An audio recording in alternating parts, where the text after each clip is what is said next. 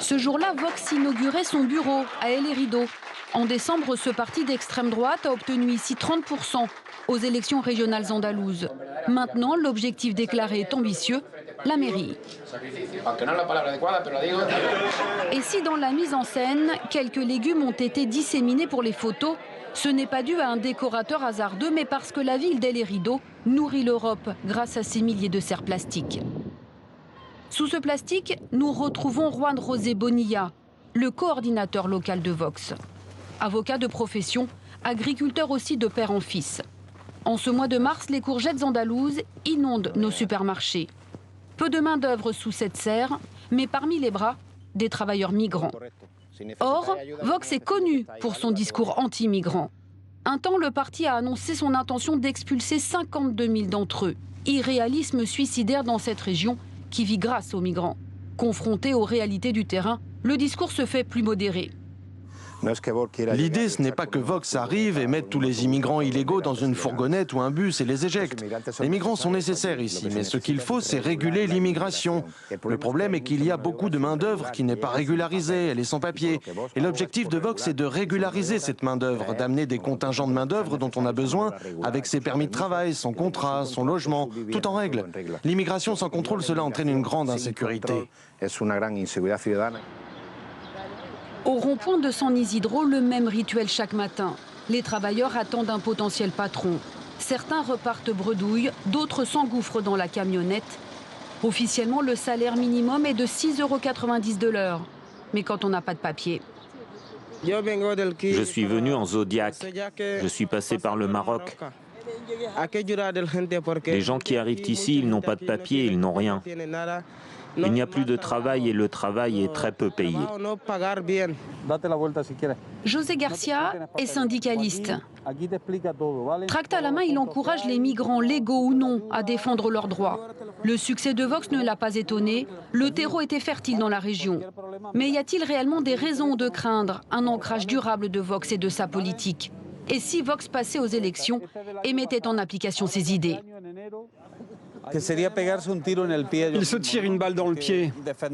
Appliquer ce qu'ils sont en train de défendre signifie que ce grand business qu'ils ont monté avec une main-d'œuvre précaire s'écroulerait.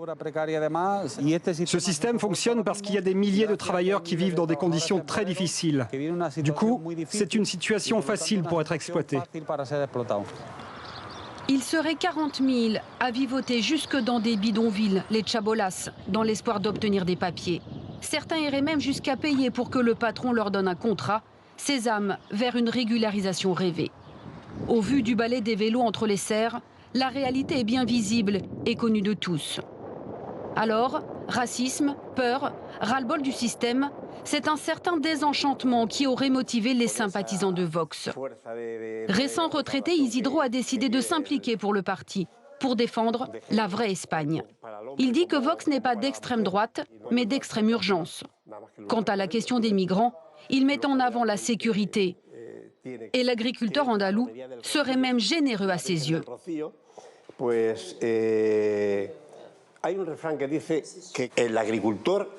L'agriculteur lui offre un salaire digne, pas un petit salaire comme ça. Et il prend des risques qu'un inspecteur du travail surgisse et le sanctionne.